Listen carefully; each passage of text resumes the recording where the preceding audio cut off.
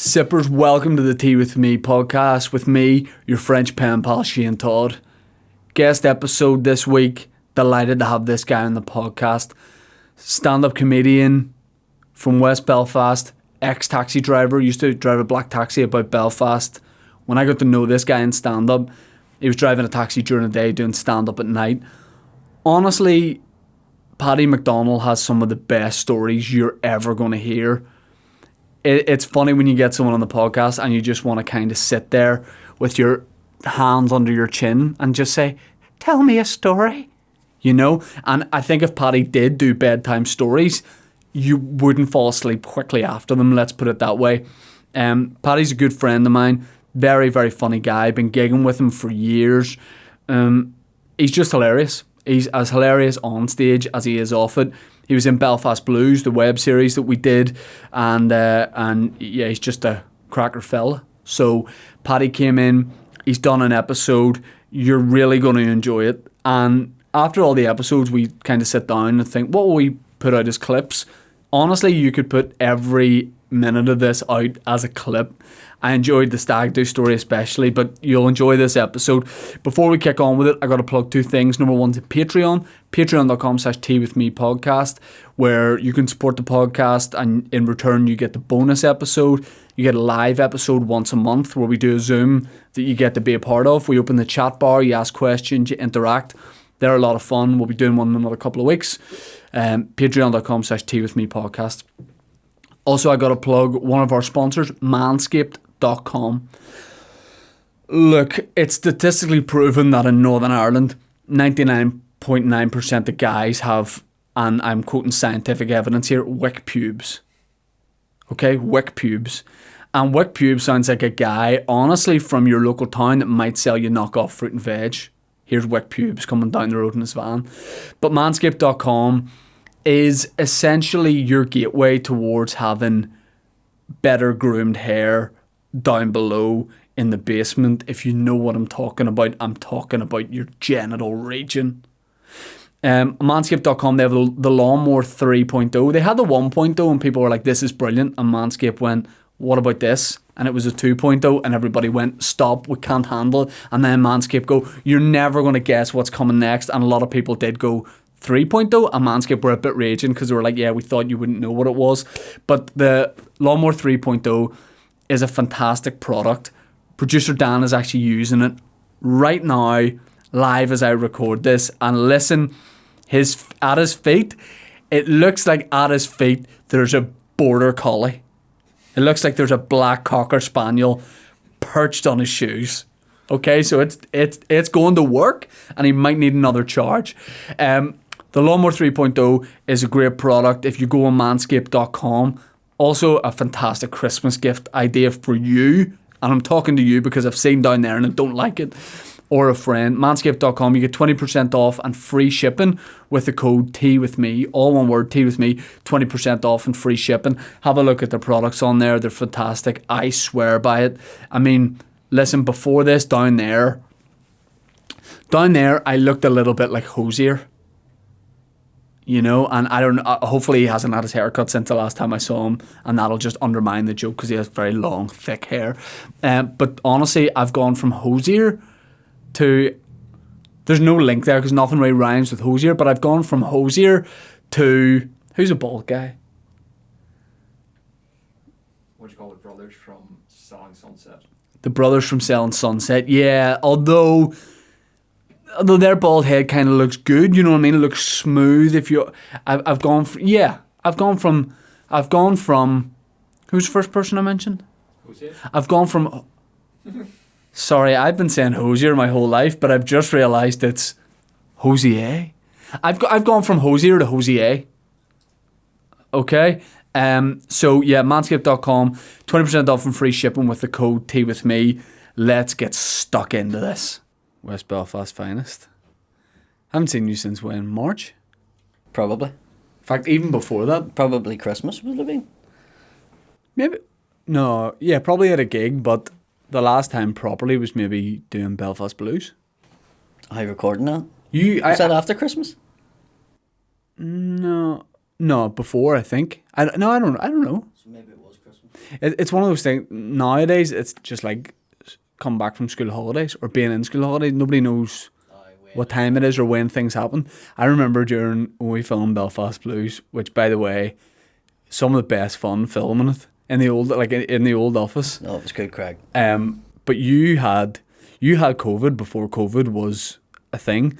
I remember you text me and we were filming like the final scenes, and it was the fight scene in the Holy Lands, and you text me and you were like, "Man, I'm not really feeling well here," and I was like, "You're right to film," and you go, "Yeah, I'll be fine," and you went. We met you in the Holy Lands. Your wife drove you down, and you were lying in the back of the car, and then you got out to do the fight scene, and then there was a bit where we were on the ground, and then for a while, for like a minute, I don't know if you remember this too, for like 30 seconds, you just like stayed like on the pavement, and you were like, not feeling great here. I thought you were going to die. I've never seen anybody as sick and mental. Oh, you have to keep going. It's a West Belfast thing. I'm alright. Yeah. I'm alright. Your arms off your head, your throat's cut. No, I'm alright. Alright, stick a plaster on it. First time we met was doing a gig in Dungannon. Remember, it was my second gig. Comedy competition. It was indeed. Why do people ever enter comedy competitions? I don't know. It was one of them ones. I had done a gig in the pavilion, and somebody says, "This competition's coming up." And you know yourself, I done my first gig, and it was like, I really like doing this. Yeah. I want to do it again. Yeah. And as quick as I can. And somebody says, "There's a competition up in Dungannon, you should really go and enter it." And went up and done it. And it was my second gig. Colin and Mickey were judges on it. That's right. There was like a judging panel. And Connor It was Graves. in a nightclub. It was in a nightclub, yeah. And went up and done it. And I can remember, like, I was caking my cack going up. I remember you were wearing a yellow t-shirt. Yellow t-shirt. And I just remember it because... There's a monkey on it. Because what? There's a monkey on it. I don't remember the monkey on the t-shirt. I remember like watching some of the acts and then whatever, and you got on stage, and then I just heard blah blah blah, something about blah blah, bit my finger off, and I was like, I don't know who this guy is, but I'm gonna listen to this set. I've known you for like probably 6, 7, 8 years, and I've always stayed like that. I was like, I don't know what's coming here, because whenever you did a little bit of material about that, and I just remember that was great. And I think you said that it was your second gig, and that by the way, not going to make accusations, that competition was rigged. Oh, I know it was. I was a thought, because a couple of fellas came down from Dublin. And they split the money between the three of them. And For them was to go, yeah. But say one of them won it.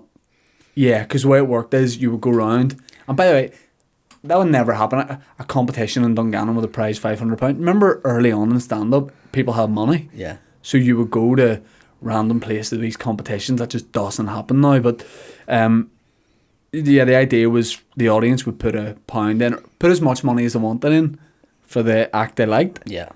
And none of they didn't do great. You know, no one stood out as a set. And I know it was rigged because do you remember there was a guy who used to like hang about with Colin and stuff, Mm-hmm. and used to come to gigs. Yeah. So he was like, "Listen, I'll stick 20 quid in your bucket." Everyone's putting £1 in. He goes, "I'll stick 20 quid in your bucket. Chances are it was just before Christmas. Do you remember that? It was just before Christmas. Here's me, 500 quid. This is amazing. I can buy great presents for my family and then keep the rest of the 480 quid for myself." And he put 20 quid in it. Well, and other people were putting pounds in. there was £100 put in my bucket because I had a whole family here. Right. It's my second right. gig. So Andrea had got her family, my family, and then there was like mates of mine from Dungannon. So there was like 100 quid put in my bucket. And the guy that was looking in the bucket says there's nobody has money in the bucket compared to you because it was all notes. And I so not only did they all go to Dungannon for the night, like, Went back up with your money. we were driving home and they were all like, "No, you done really well." And I was like, "Sorry, you didn't get your money back." They had a face to Burger King on the way home, courtesy of the McDonald's. No, nobody even stopped. It was just straight home. Remember those gigs when you would go to Dungannon? And nowadays, do you find it's more like there's far less gigs, but the gigs there are better? Oh, I mean, the quality's improved in it. But there was a comedy club starting every week in the most random of places. But I think it was everybody that was starting up in comedy were having their own gig to give themselves a gig and then give their mates a gig. Do you know what I mean? Like Woodsy would have set up in Strabane in a nightclub. Yeah. Or I remember his first gig was in a gay club. Do you remember? It was the first gay bar in a wee village or something. In Strabane, it was, well, I think still to this day it might be Strabane's only gay bar. Your man that owned the bar says no, none of guys drinking it. I'm raging with your babies. It's like the guys are like, nah, we're not going there. It's like opening a car wash and nobody using it. Do you know what I mean? No, nobody washes their cars here. It's the only car wash, but everybody goes to the next town to get their car washed. I did Dicey Riley's where he did set up just after that one, and I remember driving down to it. Yeah, you're right. Everybody was setting up a comedy club because you thought, I'll get a bit of stage time, and like you would set up a comedy club and you would be the MC and the headliner. 3 gigs in or whatever. We were all doing it, and Woodsy set up this Dicey Riley's gig in Strabane, and the first time I went to it, I think he asked me to be MC. I maybe MC'd the first few, and there was a traveller funeral happening when we went down to the first one in the front bar, but we were in a nightclub upstairs, and there was fellas smoking in the street as I walked up to it, and the barman was passing them pints from the bar out broken windows to them on the street so they could just stand with their fags. The barman was dishing pints out a broken window, and I was like, here we go, Strabane. And you know what? Those gigs were brilliant. They were really good. The posters in the nightclub hadn't been done up from like 1982. It was like Aha posters and Banana Ramen on the wall. And I was going to your man, just had change the posters. He's like, no, done up in 82, it's grand. Every 40 years it gets a spray. But do you remember we did that gig like back then as well? You did stupider stuff. Like I remember Alan Irwin, who is a very like, what would you say, like gentle comedian? Is that a fair, yeah. like very nice guy, middle class type guy, and was going on stage and a nice jumper and a shirt, well presented, glasses, and I don't know if you remember this. We put him on a trolley. We got him, and he agreed, like, to go on a drinks trolley. And we put a big chain around him and like a muzzle type thing, and we wheeled him on the stage. So everybody was like, with no top on, and everybody's like, ladies and gentlemen, Alan Irwin, and he just gets on stage. We take the chains off, and we all kind of stood back, and he just got out the microphone. And he was like, "Good evening, hello, how are we?" They were all no one appreciated it. We really enjoyed it, but we enjoyed it more than Alan. Fuck, this will be class. People will love this. I remember that gig though, because it was a nightclub. It was a big dance floor, and then upstairs was open, and lads would go to the back upstairs and heckle you, but you couldn't see them. I hated that. Oh, it was grim. They were hiding in corners. Yeah, but that, some lads driving to those places. You would drive to places for shit. In fact, the money was alright. Back in those days, people had money, like you were getting a couple of quid. But like the worst places. When you were starting, what stands out to you is like one of the worst ones. What about, sorry to answer your question. What about when you got booked to play somewhere and you sent them your set and then you did your set and the guy's like, whoa, what the fuck's this? It was called Dungannon. And I don't know if you know it, but it's like a wee town right on the border in Enniskillen. So it was Neil Dugan that had done it 4 years previous, right? So they've this massive community Every 4 centre. years, they're like... Every 4 years they have this big community centre hoedown, right? That's the only way you can describe it, right? Down. And your man contacted me, he's like, Neil says you're the man for the job and all, you're going to... And here's me, listen, let me send you a DVD.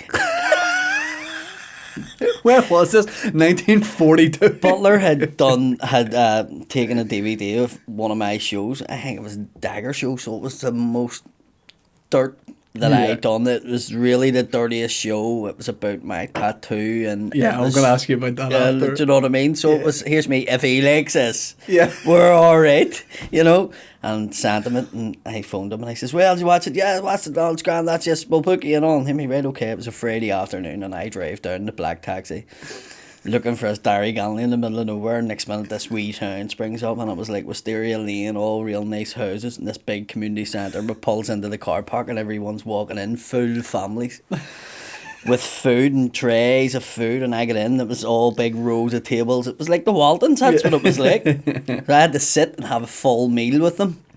So I got to meet the local doctor, the local dentist, the local policeman. They were all sitting there, the school teacher, the headmaster, they're all at my table. I got the important table, And then they had Kaylee dancing on before me, and then a guy with the fiddle, and then that was my turn, and I went on, and genuinely it was like tumbleweeds. And I was getting like 120 quid. And I was like, this isn't happening, but if I stop now, they're not going to pay me. Yeah. So I was like, I'm doing the 35 minutes. And it was 35 minutes of...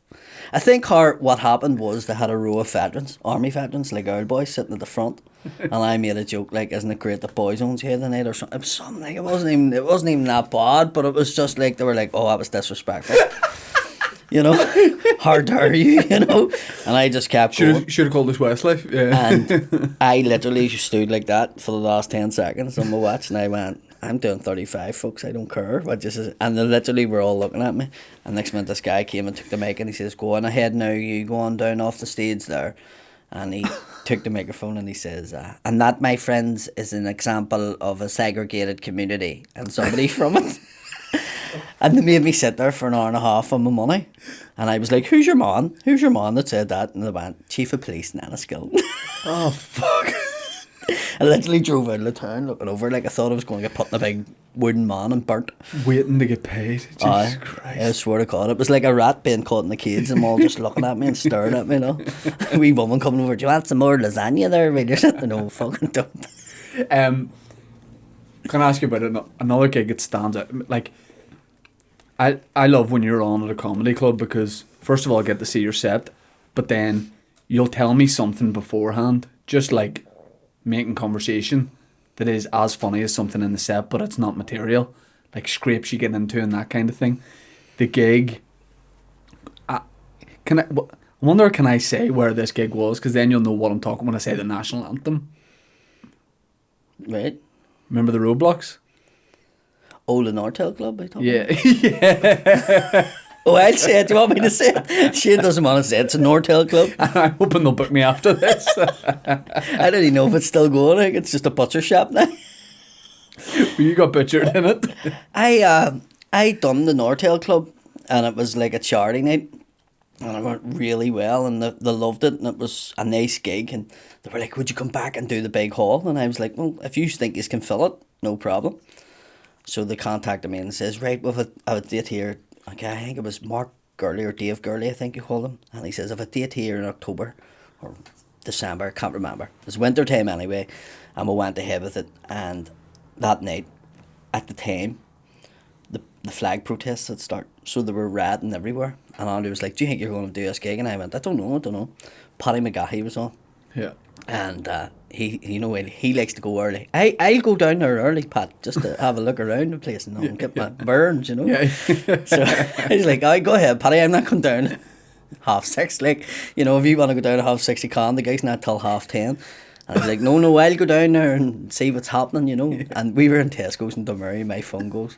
And he was like, hello, Paddy. And I went, Paddy McGahey, how are you? He says, here, I'm down at this gig. Do you know if there's a way in at the back or something? And I went, no, Paddy, I just know you go in the front gates or it's like a cage. And he was like, I'm down here at the minute and I just can't get in there. And I says, why not? He says, there's one of them things that's happening at the minute, I was like, what do you mean? He says, them things where everybody's out and they're sort of burning buses and stuff and they're a wee bit annoyed, Because he's the nicest, literally the nicest man in comedy. He is. And I was like, right, and where are you? He says, I'm about 3 cars behind you there.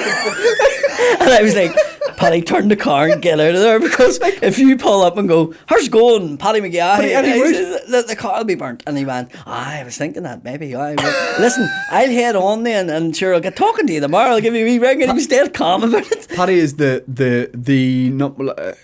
number one nicest guy in comedy, on stage, off stage, and I can imagine that if they took his car to burn it out as part of the ride, he would get chatting. He'd just make small talk with him. I would stand with him and chatting away. Go, I tell you what, there's some heat out of her. Isn't there? I didn't think it would have burnt for so long. He wouldn't mind taking that there batting out of my head there. Can I take my coat out of the boot? Jeepers, didn't I leave my notes in the car, lads? So he's all. I says, Paddy, just get out of there, right? So she was like, "What's the matter?" And I was like, Should I drive away from this riot? Yeah, do. "Aye, I'm looking in the mirror here. They're chasing me with big lanterns." I don't know, Paddy. Maybe they still wanted that gig. I was like, just get out there. So he went anyway, and I just went, the gig's not happening. If the protest is right outside, it's not happening. So I'm sitting in the house, and it was about 9 o'clock, and next minute I get a phone call. Where are you? And I was like, who's this? And it's Mark or David or whatever his name was. We're down here with the hall filled. Where are you? And I was like, listen, my mate was down earlier on the support act, and it was like, he says, I know. And most of the crowd that's in now was the protest, but... And I was like, right. And he was like, no, it'd be sound. I knew you were coming. I'd give them your names. And I was like, he seriously expected me to drive down and say, oh, I'm Paddy and he's Paddy and it's all grand. Like. And he says, look, if you don't feel safe, I'll send somebody up for you. And I'm just going, do not let them know where we live. You know what I mean? You may go and meet him in Dunmurry or something. So I'm down, met him in Dunmurry, and this guy gets out. Big Alan, right? Big, you know when you're meeting Big Alan, you'll be alright. He gets out of the car, he's double the size of the car. He's like, you Paddy, come on, son, get in there, mucker, come on, chum, you know. And we're in the car and we're driving. Were you thinking this might be the last car I ever get into? No, I didn't even think that, because I genuinely thought, right, well, they just want a bit of crack, I'll be alright. So we'll get down anyway, and right enough, there was still a protest outside, and your mom's like, get out of the road, and we're like, alright, all, move stuff and all for him. We get in the car park, into the gig, and goes in, and I looked out, and it was just huge. Like, the hall was massive. There was at least 1,000 people there, and I was like, oh my god, there's 1,000 people in. So the wee DJ stand talking to me, and he's all the coin rings, and he's at like Paul Weller haircut, not all fleshed out. They all do. And he was like, here's that, is that their microphone all good for you? See that their microphone? I bought that in Turkey. Like, it's not a real legit one, but I tell you what, the sound's exact same. Alright. He's like, you'll not use a better microphone than that. And I was going to right dead on. He says, try it out. No, feel the weight of it. See it. I was going, is he selling me or is he let me use it? You know what I mean? He slapped my back and all. He says, listen, I'll bring you on. All. I'll big you up. And I was going, no, just say Paddy McDonnell. He's going, no, I'll sort it out, you know. So he goes out with a thing and he's like, right, everybody shut your mouths and all, everybody be quiet now, this wee lot here nice from West Belfast, told he's alright and all that sound. But listen, he was in Fard Head and I was going, no, it wasn't. He was in Fard Head and he was in the Hole in the Wall gang, and he was, you know, he done the inauguration of the President of America. And I stand looking at him. I heard he's playing the field next year, you know what I go, this guy's talking, you know, he's done all the big comedy shows and all. He was on that there One Night by Michael McIntyre last week. I watched it, brilliant, antics, mate. So everybody just sit there, nobody slag him, everybody be quiet and enjoy it. Here you go, alright, here he is, Joe McDonnell. And I went, my name's Paddy, he didn't even get the name right. So I walked out onto it wasn't even the stage, it was just the hall. So I walked out in this flat bit and I just looked, and the whole front row were people with like legs missing and arms missing and wheelchairs. And I was going, what's going on here? And I'm out, and I'm just about, I mean, well, what's a crack? And the DJ goes, hold on, Paddy, hold on. Paddy, I forgot to play the national anthem. And I was like, oh my god, like, what do you do here? And everybody stood up, obviously apart from the ones in the front row, right? So I sat on the floor, and I think I literally sat on the floor. It wasn't me being brave and going, I'm not standing fat. I sat on the floor because I think it was going to come out my arse. I did, like, I sat down there and just went, that's it. This is the part, this is where they kill me. And I sat down on the ground, and I could see them seething, you know, the ones that were standing behind the ones in the wheelchairs were all seething and staring at me, like, because I sat down. And it ended, and there was a big silence, and I just lifted the mic, and he you need to say something, and I just went, folks, this is a comedy gig, but I just didn't want to do what Demons in the front row couldn't do and stand. So as a mark of respect, I sat down just to be with them, and the whole back row just busted out laughing, and then the laughter came right through, and I went, you've got off the hook, and I bounced up, and I just went into a full, like, anti-Catholic set. Like the Pope got it, the Christian Brothers got it, and I was a hero. Right. And afterwards came off anyway. I was sweating. I'd done about an hour and 15 minutes. and I came off, and the only thing I didn't do was sing Penny Arcade, I think. And Neil Lennon got it, everybody got it. And I get into the car, and Alan says to me, I tell you what. See, on the way down, I was looking at the guys going, this kid and that dude, and I tell you what, you're a funny kid. They loved that. He says, like, guys in the bog, and one of the fellas says, tell you what, it's lucky he was funny, because I was going to fucking shoot him. And they tried to book me again like 2 months later, and I was like, I'm busy that night. But I wanted to do the gig again because it was really good, but it was mental. Oh, like whenever I hear from, like, say you're doing the Empire and you're chatting to Colin Murphy and Jake O'Kane, they're, you know, guys are like that age are talking about shows that used to happen, you know, in the 90s in West Belfast, North Belfast, all those places, working men's club. I love the sound of that. I love the sound. I think those gigs sound brilliant. The ones where you are shitting yourself, I think those sound brilliant. Like, and just the stories from back then are quality. Like, I'm sad I never got to do that working men's type era of stand up. I had a couple of incidents like that happened, like, no, to get them. Like, I done a thing for the East Belfast Festival. They were starting up, and they were doing like a fundraiser in the Shorts Club. And did I tell you about this? No. So I went up and done the gig, and the thing that I found funny was there was like the East Belfast Arts Festival had a table, the West Belfast Festival had a table at it, and there was all these name tags. So I'm going along all the tables looking, because I was there to start with like Cos Hawkins, she was, and Celtic Girl, they were doing the music, so I was doing the compere. And then there was a table that said UVF on it. And I went, that's not real, is it? Like, is that real? Like, and the guy was like, yeah, it is. And I was like, so what, the UVF just phone up and says, we'll take a table.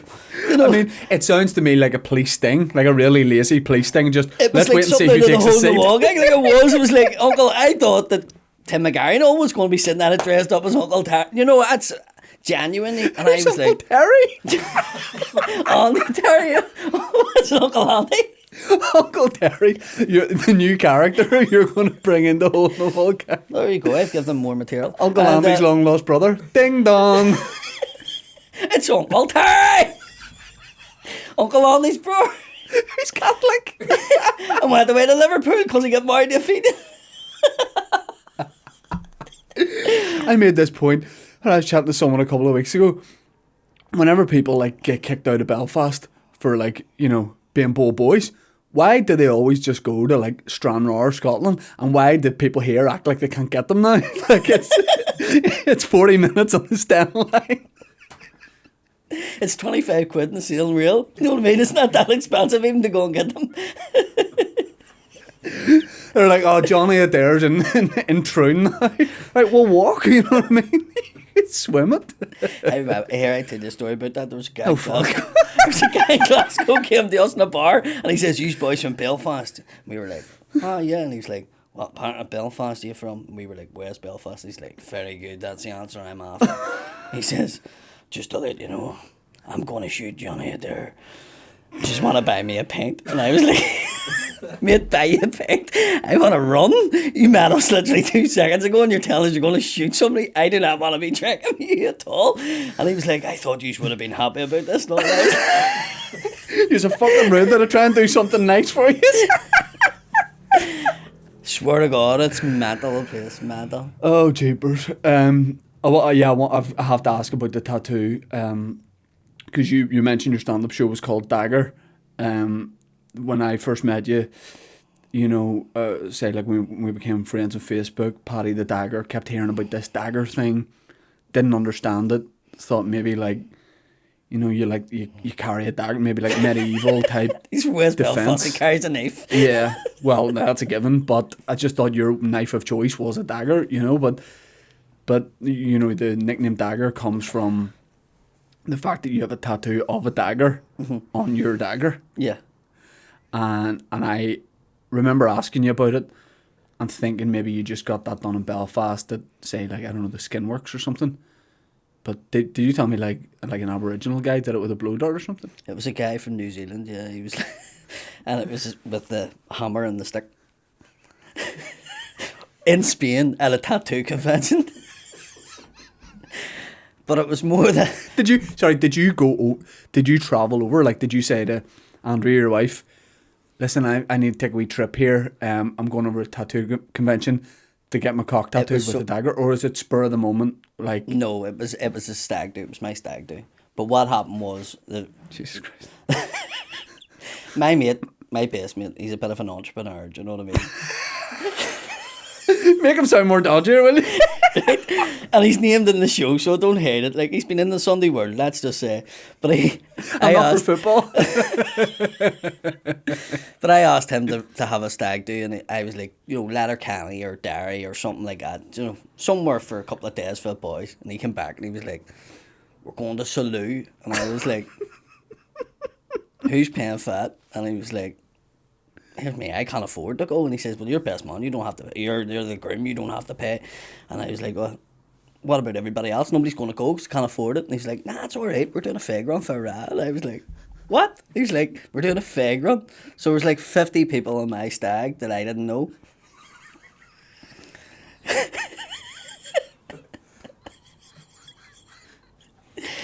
Our show's full of Lambert. Like, genuinely, they were calling me Bran and all.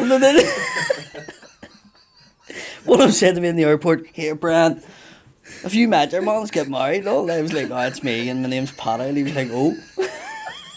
Just all these people from West Belfast with empty suitcases going on your stag that you'd never met before, you know what I mean? Giving speech. What can I say about this man getting married? I don't know. But also, the guy that was with us is a mate of mine, Collie. I met him working on the door.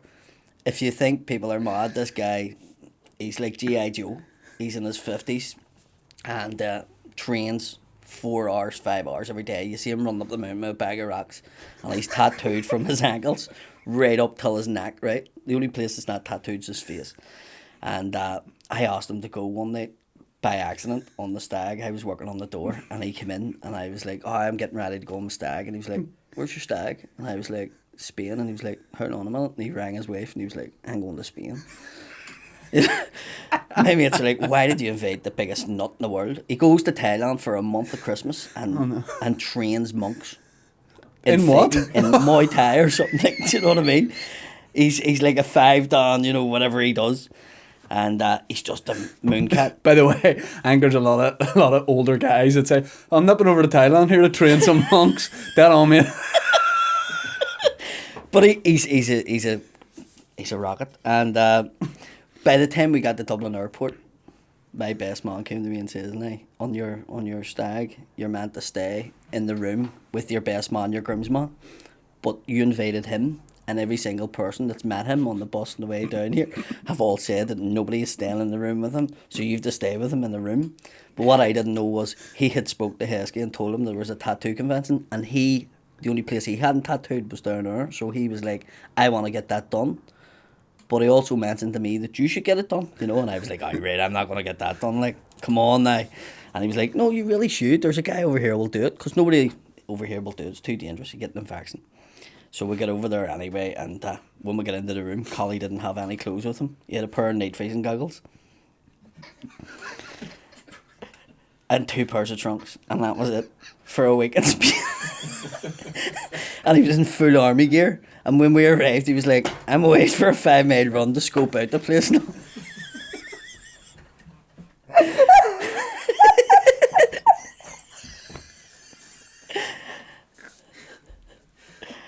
So, the second day, I had a full bottle of vodka in me, and I got told I was getting took to get the tattoo done, and that's when it all happened. So what was the point where, did you remember making a decision of like, I'm going to do this, or was it one of those ones, because you'd had a bottle of vodka, it was just happening before you knew it? I was in a room and all I knew was, if he gets it done, we're paying for it, was said by a collection of people. How much does it cost to get your I think it was 200 quid. Way less than I would have thought. 200, which was alright. Like. And did you know what you were going to get on? Like, were you thinking of getting No, when we got there, it was like, what are you getting done? The guy couldn't understand me. He was from New Zealand. And he had to get a girl from Manchester to translate for him. I was drunk and I was West Belfast, so he didn't really know. But I think I said I wanted to get hello down the back of the shaft. So on my wedding night, you go like that and she sees it and it goes, hello, right? And your man laughed. And I was like, what did he say? And the girl says, he says you'd be lucky to get he on it.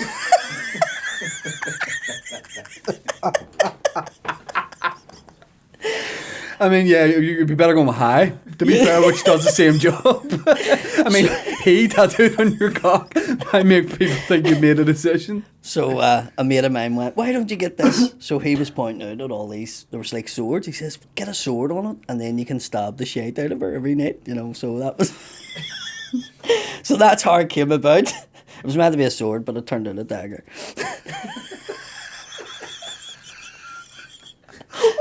What happened to the guy with the night vision goggles? What? The guy with the night vision goggles? Oh, Collie, he got treble down both sides of his. Right. So, like, treble work, right? But when I come home, my brother-in-law's from Malone Road, right? So on the phone, I obviously phoned home and went, here, I got a tattoo. And Andrew went, I'm not even speaking to you, you're drunk. But by the way, that's a phone call that happens every night of the week. Someone phoning home to Belfast to say, I got a tattoo done abroad. I got your name tattooed on my bicep, or, like I have a tattoo on the back that I lost a bet. I had Todd Father on the back of my leg, so I had to kind of break my wife. I was getting that done. But I imagine it's maybe a more difficult phone call to say, I've got a tattoo done. You'll never guess where. Yeah. And she just handed the phone over to my brother-in-law who was in the house, and she was like, you may speak to him. And he was like, what is it? And I says, me and Callie got tattoos. And he was like, what did you get? I was like, I got a dagger and he got treble, right? So when I come home, Andrew was like, Tim wants to see us, So I showed him it and he was like, oh, it's a knife. And I says, well, what do you think it was? He says, when you were speaking to me on the phone, I thought you got a tiger. And I was like, no. He's like, rawr.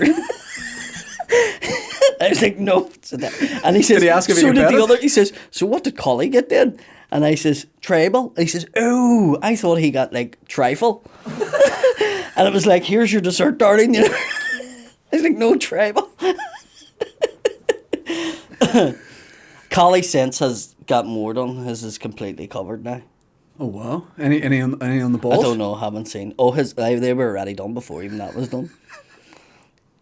But did like everyone get on okay with him for the rest of the stag? And Oh, I mean, it was hilarious. Like, it was one of them ones. when was this? Like 2006, April 2006. But like, it wasn't even that at the convention. Then everybody seen me getting that done, so everybody's drunk. It's in the party, and next minute there was guys getting their nipples pierced, and then a mate of mine, Jim, who was my groomsman, he was like, I want to get, and here's me. He says, my ma kill me if I get a tattoo. Still live with my ma kill me, like. And here's me, get your tongue done, she'll not notice it. And he was like, who does that? And I asked your mum that done my tattoo. So he was from New Zealand. I'm gonna guess he's up for doing mainly anything. Yeah, used the same needle, you know what I mean? So Jim was like, oh, I'll do it. And he was like, I'll do it for free just to show people that the way we do it in our tribe, And Jim was like, and he was like, and Jim stuck a tongue out, and it was like barbecue tongues, and he just grabbed the tongue, and Jim was like, and we were holding him, and it was like that. It was like the Predator. He just stuck the stick up through it. Shit. And that night we were all booked in to get steak and chips, and Jim was sitting in the corner, and he was big lad, like like a big rugby player, and he was sitting in the corner with the soup. And for the rest of the holiday, all I heard out of him was, and Darban.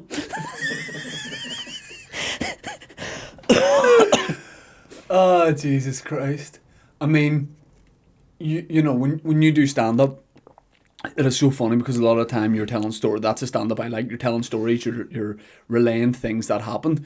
But would you say within stand-up you can only maybe tell 5% of the stories? There's a lot of stuff I don't tell. Like, I tell you stories when we're off stage in the green room. Yeah. Because I go, there's no way people believe that. Yeah. Do you know? It's just people go, how can that happen to one person? Yeah. Do you know what I mean? It's just mental that so much. Have you ever had a complete belter that you've had to run by someone and they've said, like, listen, no, can't have that out there? Do you check beforehand? I do. There's one story with a mate of mine, and I was like, please never tell anybody that story. And Colin was doing one of the storytelling nights. Right. And he had said, don't do it as a set, but this was a storytelling, so I thought, I mean, I'm not really doing a set, I'm just telling a story, and I told a story, and Colin said to me afterwards, why do you not do that as a bit? And I was like, I promised my mate I wouldn't do it as a bit, but that was a story, and he was like, and so they're now, like, and you named them, but He's just scared of his maggot and the kids took off him, you know what I mean? But, I mean, I think I say to people, I'm very rare you'd be like, can I do this? I think I give people a heads up and say, just let you know I will be doing this. But like, yeah, I think as long as you don't name someone, it's fine. Like, I think it's better. Just name them. although you get a huge laugh no matter what. When you do When you say, I mean, we all do I'll it. not name him, but And then you say the name. Aye. It's always funny, like. that's hilarious. But I've never had anybody come back and going, you really shouldn't have. My dad didn't come to see me the night of Frankie Boyle gig. So he didn't. Why? Because he knew you were doing something? Yeah, about him. And he asked me not to do it. And I says, no, I'm doing it. And he was like, well, I'm not going. And I was like, that's perfect. Have you told it again? He's the most critical person of anybody, me doing stand-up. So he is. He actually wrote me a set for the first time I done the Fela. And he handed it to me in the caravan. And he was like, I've wrote your set. This is what you should do. And it was like 5 full pages of stuff. But good stuff? No. But I'm going to do it because I found it the other day and I was like, that'd be really good to tell people the story of it and then do exactly. Does he think from a comedy? Is it written as like, here's a story, or has he actually thought He's of it wrote as directions like, this is the way you should stand and do this bit of this, you know. It's and when you read it now, it's funny. At the time, I took offence and I was like, serious, you have to write me a set. And he was like, well, I think it's funny. You should do it. You know, I'm your dad. I'll get you put out. the first line? My dad's a massive cock. My dad hates all that. That's Does the he? worst. Oh, he hates all that. That's... Profant like swearing and... Yeah. Whereas dead strange now my ma would send me a dirty joke. Do you know what I mean? Yeah. And I'm like, my ma really sent me that. Yeah. She thinks it's alright now. So, from what I remember of talking to you about how you got into stand-up, correct me if I'm wrong, is you're just fed up as a person, kind of, and you were going through a bad Depression, phase, yeah. depression, yeah, and you were sort of stuck for something to do. But where had stand-up always been something you're like, I'd love to I give loved this it. a go? No, I never thought of actually doing it. But in the bar, they would have called me like gunslinger. You didn't slag me in the bar because I would have turned around and just cut you to pieces, and I didn't stop. It was like, he would just... So people just used to just not say anything to me. Yeah. And then you would have got like, somebody would have said, such and such, I'm going to bring him up to the bar tonight and give him a go, you know. He thinks he's funny, like, when they see this guy. And I just used to annihilate people, like, like left them crying. So everybody used to go to me, you should do that. And I was going, but that's not what comedy's about. Yeah. I don't go and watch comedians that do that, you know what I mean? I'd have went and watched Billy Connolly and all them, and they didn't do that. It was storytelling. Yep. And I preferred that end of it, but I never thought of doing it. I just love making people laugh. Just and then- it never seems like when you haven't done it yet, it doesn't seem like something like we would get to do. You know, you sort of think. It didn't come into my head to do it, if you know what I mean. Yeah. It feels like there's no path into it. You know, either people do it and they just do it, or you don't. Never do it. even looked into how people done it. I had never read a book to see how somebody had get into it. You know, I knew that Billy Connolly just because I'd seen him talking about it one time. Says he'd done it when he was playing music and then fell into it. Yeah. But other than that, I didn't even know who some of the other comedians was. Do you Yeah, know what I yeah, mean? yeah. It was probably like 90% of people in West Belfast, they only know like 5 comedians in total. Yeah. And just fell into it. I was depressed, and Andrea spoke to the doctor and just says, what can I do for him? He was a life and soul of party. He got his finger bit off doing the door, and we've lost his business and don't know what to do with him. He was like, bring him to a comedy night. And she Googled comedy night Belfast and got in contact with Graham Watson. As in, bring him to watch. Go out and watch him live. Well, comedy. I don't know what I don't think he meant participate. Like I think I love he that just from a meant- doctor though, because that's not a normal response from a doctor. Do you know what I mean? Well, he was but my I love dad's it. mate, so Okay. it was sort of like a family connection. But Yeah, he was yeah. sort of saying, just bring him to what he want. And she used to go, he loves no comedy night. We'd have went in Dublin when we were away and all. He says, bring him to one. So she looked up Belfast comedy. Yeah. Same thing with me when I was getting into it. Google Belfast comedy. She night. got in contact with Graham Watson, and she says, right, we're going to a comedy gig. Didn't he know what was going on? And performed? No, I couldn't have done that in Didn't even know. a million years. So I Maybe got- it's the best way to do it. Whenever I get in, yeah, because I don't think I would have turned up. Yeah. And when we get in, Graham was like, you alright, 7 minutes, okay? And I was going, 7 minutes of what? What's he talking about? And she was like, I think he wants you to go up and do a wee bit. And I was going, no way.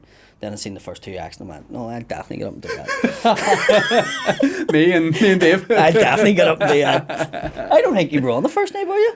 No, I was No, I was maybe there for your second pavilion gig. Yeah. I did my second gig at Pavilion as well. Did you? Yeah, I loved it. My first gig was it was a shit show. I left it a couple of months, and then I did my second one in Pavilion, and that's when I went. I at least have a basic skill in this. You know what I mean? Like I got laughs for the material, whereas the first gig I did, I got laughs because I was so nervous and started talking about how badly it was going. But then that's kind of you're Part always of it, gonna yeah. get laughs. It's a defense mechanism. Yeah. What do you not like about stand up? You know what I mean? Like what do you not like about doing like stand up is, you know, talking about you don't ever think you can get into it, but when you are into it, I mean, there's no better feeling than being paid to go and do a gig. And there is a brilliant stand up scene here, but stand up scene has changed so much since we started and got to know each other. Probably the lack of what we have. Probably the lack of recognition that most of us get. You know, there's a lot of boys and we churn out some material. I was over in London living for a while, and I couldn't believe what they get away with over there compared to the rest of us. You know, in bigger cities, I think you see a lot of people you'd watch do 5 minutes, 10, 15. You go back 5 years later, and they just have their 5, 10, or 15 minute set or whatever it is, and it's word for word.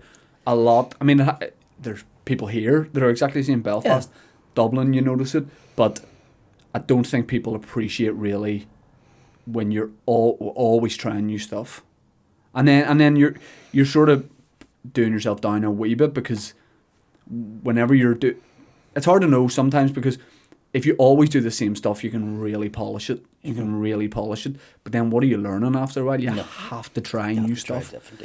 But that's why, like, me and Colin were talking about it recently, where he's like, I'd love to go on stage with a notepad, you know, and like the odd time, like read a little bit of here's what I've got.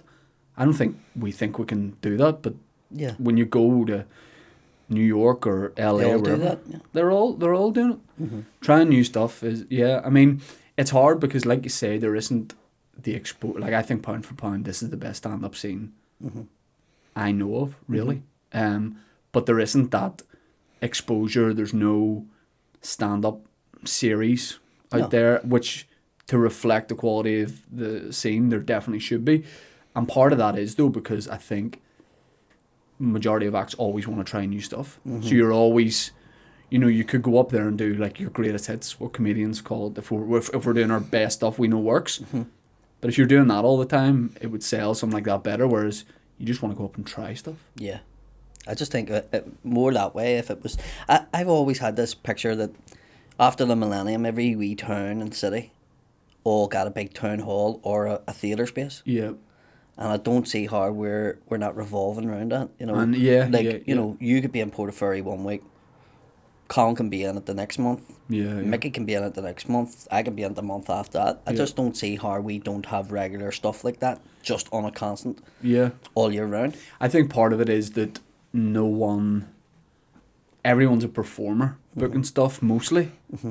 It would take someone who isn't someone who's like, I don't want to perform stand-up comedy, but I want to run comedy nights. I want to probably like a Pat Egan or somebody like that, like a promoter. Exactly. Yeah. I think that's what it's missing. Just a promoter who is young enough that can do that. And knows the young scene maybe. Maybe even someone who did stand up, who knows like what venues would be good and has the time to like set up a run of shows gigs or whatever. But it's I don't know, like it's the scene now. I think there was a dip. I think when we started, there was just far too many gigs, so too many comedians. Then it got quieter. Then about 3 years ago, it peaked, dropped slightly, and just before COVID, I think it was getting better. But it comes and goes, like, doesn't it? Like it does. It comes in waves. It depends what people want. But I think the likes of yourself and Colin, I think you could near enough set a gig up. You were doing a lot of things. Sometimes you were just setting a wee gig up somewhere, and you were getting the crowd to come in at the last minute. You know, that helps other guys like me to go and perform. You know, but that's necessity. There is no Friday and Saturday comedy club. No, in Belfast, it doesn't make sense. It needs to happen. And then sometimes I do, like you say, like a pop-up show or something. Like here tonight at 9 o'clock, I've got a stage. Come and see it. Get a couple of people on, and people love it. Like I don't know why there's not. I guess bars go well, listen, we make way more money if we just run a bar. You don't make that much money in drink at a comedy night. Yeah, I think yeah. that's the problem. I think in a nightclub or music's on, they make more money. That's why in America they do two drink minimum Yeah. in places. It makes sense. Like at the time, you're like, it's such an alien concept to us, Oh, but but you try and do that here. oh, I Do yeah. you know what I mean? People's like, he's not telling me what I have to buy. You know, people just don't. They don't listen to the people what here they who'd be don't. like, no, I'm getting 10 drinks. You'd be like, yeah, no, it's 2 drink minimum. Yeah. Be like, I'm not having 2 drinks. And you're Yeah. like, I know, but you can get I'm as not many as you going want. there. Yeah. Yeah. I'm not a lightweight. You're like, mate, what are you talking about? Yeah. You can get as many as you want. You mentioned there you had your finger bitten off doing the door. I remember the first time you told me that story when we were on our way to a gig. It actually might have been Strabane. Mm-hmm. Then I saw you do it on stage, and like that. If you don't mind me saying, I know you've talked about it. Like, was that the thing that was that a contributing factor to you getting into stand up, because that was one of Completely. the things that made you feel? I sit and think about it. Like, people go, "Oh, it's desperate," but if it hadn't happened, I don't think I would have went in stand up. Do you know what I mean? You were a doorman at that Doorman. at that point. Coming up to my wedding, I was just working on building sites. You pay people in the bar at the end of the week. Yeah. So I was going to the bar Friday night to pay people, not coming home till 11 o'clock. Staying there playing pool with the boys, you know what I mean? Mm-hmm. Talking about all week working. Saturday went and played a football match. Where do you go after a football match? Straight to the bar. So I was just drinking Friday, Saturday and Sunday. I was coming to the wedding and she was going to me, listen, you're drinking a hell of a lot here and we're getting married soon. I don't know, maybe it's nerves. And a mate of mine run the door and she says, he wants you to go on and just sort of organise the doors and do whatever. So I went back on the door just to try and stop that drinking aspect coming up to the wedding. And we went till the Maldives.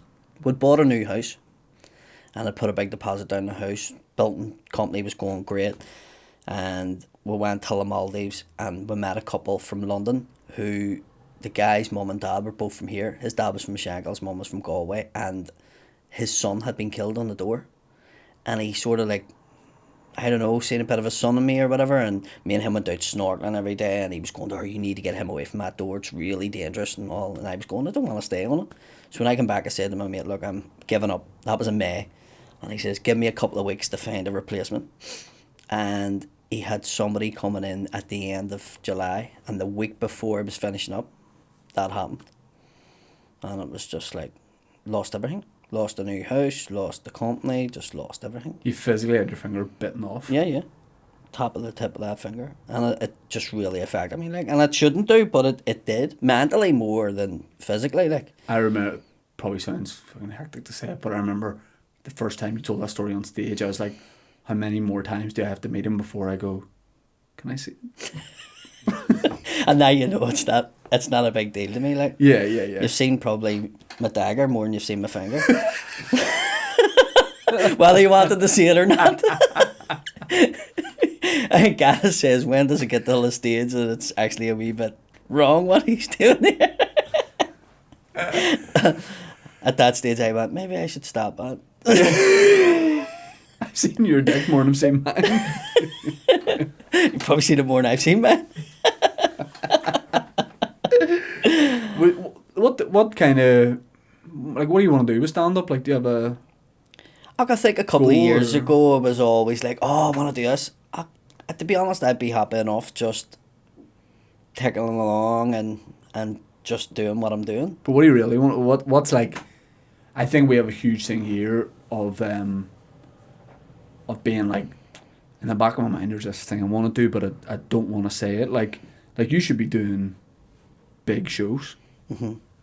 Big shows. Probably just lazy and haven't really promoted. I'm not that good with promoting and doing videos, and sometimes I can do a wee stupid video about the snow and you're getting 200,000 hits and people's like, you really need to, and then I don't push on from it, and then I'll not put anything on for 6 months. Do you And know? then sometimes when something that you don't mean to works, and then you try and do, It doesn't work, you know. which is so it's- annoying, because you're like, well, put in preparation this time. Yeah, I just think it's because I have the family and the commitments and stuff like that. I Yeah. don't have the time to do it.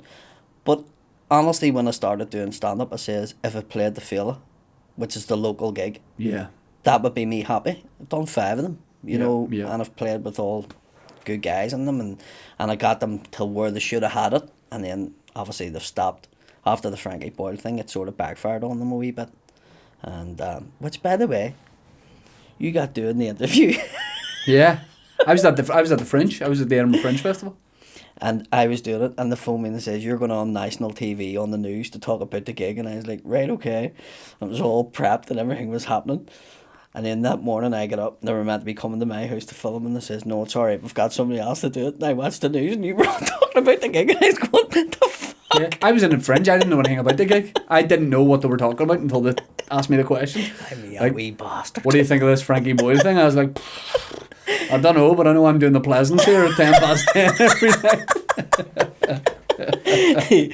But no, honestly, once I done the failure, that was it. I was sort of like, I was happy enough for that. But don't get me wrong, I would love to maybe do the Ulster Hall, or Yeah. which isn't a big ask to do. Like, you know, people have said to me, just fucking give it a go, put it 2 years ahead of you and plan it. But like that, the Dagger show that you, and there, I wasn't at that show, but there's so many stories that I know now that I was like, flip, I'd love to have seen that on stage. Just get the clips out.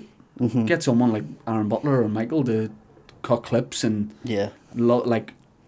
I think now, I guess with stand up, it's hard though, because you could put so many clips out, but then you can't really do that material again, Which is another thing. which is hard to know what to do. But I don't know. It's like it's hard to plan as well. But I don't know. I don't know. How have you found missing performing? Yeah, it's big deal. Like, it's done my head in. I really, really miss it. Like, I've realised that it's... Even if you had a date and it was a year away, but they're like, this is when you. When you set definitely- that one up for the limelight, sure, I sent you a message and was like, get another one and go here. It was Yeah, just yeah. like, didn't care, like, you know, just, I'll do a gig. Just do a gig. Yeah. Do them in the back and there. Do them anywhere. I'll Yeah. go back to an hotel club. I'll get COVID. I'll do it. I don't care. Bring it on. Let me ask you a final question. We're talking about bad gigs there. What's the best gig? Was one of the Failures best gig you've ever done? The Jason Manford gig at the Failures probably the best gig. But in terms of the best gig, probably one of the wee small ones I done at the start. Yeah. The feelings, just, you know, that Yeah. you got then. The first time you go, people have come to see. Have gone 1% out of their way to come and see me here. Yeah, probably that. I went till the Fringe one time just to go over. I didn't do my own show. And I went to do, you know, you do like 20 gigs in a day, and you'll Yeah. go and do a gig in a pub at 1 o'clock somewhere. Yeah. And I went and done a gig in a pub for an American guy who was an ex-porn star that was doing like a compilation show, and I went and done it for him. And there was a busload of Glaswegians came into the pub, and they followed me about, and they went to 4 of my gigs that day. Class. And I done a different thing every time Yeah, yeah, because, and when I done one of the gigs, a fella says to me, that wasn't what you told me you were going to do. And I was like, I know, but see all them, see the 30 people that filled your room, they see me doing it 2 bars ago, so I wanted it. And that day probably stands out for me because they Yeah. actually followed me about the Fringe that day to see my stuff, you know. Yeah. Yeah. But yeah, probably if I do the Fringe, if it starts up again, do the Fringe and maybe do the Ulster Hall. That'd be me happy. I think you should do a podcast too. Do you think so? Yeah, 100%. If it gets shut down. Oh yeah. Or That's put- why you would record them in advance, and then when it gets cancelled, you'd be like, "Well, look, we've got these recorded anyway." Can I send them to you and you can tell me if they're alright or not? Yeah. I mean, we can use about 37 seconds of this podcast. No, I listen. I we should do this more often and do a couple more of these Yeah, because there's about 10 stories even in my head. I mean, I feel bad just being like, tell me this story, tell everyone this story, but like some complete. We've like, had some crack on gigs, like we're just sitting oh, talking yeah. and stories. Like people don't. Sometimes the back, even at a good gig, the backstage is funnier than the This stage. one, we had some crack. I tell you a cracker, right? See at the Christmas do last year. Yeah. Oh, can I just set the scene? You're not going to talk about the restaurant beforehand, no? No, it doesn't need to be. Well, It's we- just something that happened, but I needed to get out there so people know. 'Cause I Okay. feel bad about it. Okay, I don't even know what it is. No, I you just don't. remember we went to Zen beforehand. Yeah. Chinese restaurant, nice setup. You arrived, everyone wearing just their gig clothes. You arrived down, waistcoat, shirt, tie, your glasses on, the hair was looking good, and you sat with a cocktail. And then you had like another couple of cocktails, and I was like, this is a guy having a good time. Oh, it's just out of the house. Yeah, so I have Right, no idea what you're going to say. It's just, so that night, I had brought down a present. Somebody had bought us a present for the baby, but it was a boy's outfit, and we had a girl. Yep. And I brought down Forgatus, and I was like, listen. Now, we were well on after we'd done the gig. I says, listen, somebody bought that for us, so I didn't specifically go out and buy it. If you want to use it, you can. But we don't have a boy. Take it for the wee man. 2 days after that, I'm looking for my glasses. Now, you can remember there were a nice pair of glasses, right? Couldn't find my glasses nowhere. And I was like, fuck, I've left them somewhere. I've left them glasses. I was doing the work in Colin's studio, and he arrives, and he has the exact same pair of glasses. And this is like 2-3 months later. And I was like, they're nice glasses. And he was like, do you like them? Sexy glasses? I said, yeah. And I was like, he fucking took my glasses. And like I've said, tell him about it. I had a pair of them. And he hasn't even said to me, I've left them in that bag, and he's took them glasses. And he probably can't give them back to me because he's went and changed the lenses in it now. And I was thinking, there's Gaddis, like, he's took them glasses of me, like, and he just doesn't want to say, right? I put the jacket on for the first time 2 weeks ago that I was wearing that night, and put my hand in the pocket, and the glasses were You've been holding that against him ever since. I've been like, I can't believe he done it. And I sent him a message. I sent him a message and all. I was going, like, see if you need glasses, I have a fella gets me glasses. By the way, when you say you have a fella that gets you glasses, I'm going to guess he's not an optician. His wife is. Well, she works for one. But I just had to get it out there. So all this time I was holding it against Gaddis. I thought he stole my glasses. I'm like, why would he? But in my head I was like, I can't work this out. Especially having the arrogance to show up and be like, what do you think of these? And I was going like, he's obviously got the lenses. There's no chance that his prescription's the exact same as mine. Like if Mickey had done it, you would have went. Or would he? You know. But I was like, God, I can't believe you done that. Stole my glasses. Like, remember when Winona Ryder got done for shoplifting? And you're like, you don't need to do that. What is it that's making her do it? Imagine if that was just a thing. Colin's like, I had a pair of Ray-Bans sitting in the car last time I was with him. He shows up at the next gig. Oh, I have a mate that would have done that. Like, just stroked. Would have just took your stuff. My grandad was like that. And next minute you would have seen him wearing it. You know, and you would have went. So when my dad was a motorbike racer, we would have got caps. Anytime we went to a road race, somebody would have given you like a Ducati cap, Kawasaki. Just because I was a kid, like, you would have got loads of stuff. And my granda was a stroker, right? Just anything. The thing was, it wasn't nailed down, he would take it. So he used to work in the shipyard, and there was a feast for like the Queen or something one time when he was there, and he was like a welder or something, and he took a really big turkey and put it under his coat and got the bus home to Hollywood with this turkey that was meant for the Queen, and just had it round the corner in Hollywood.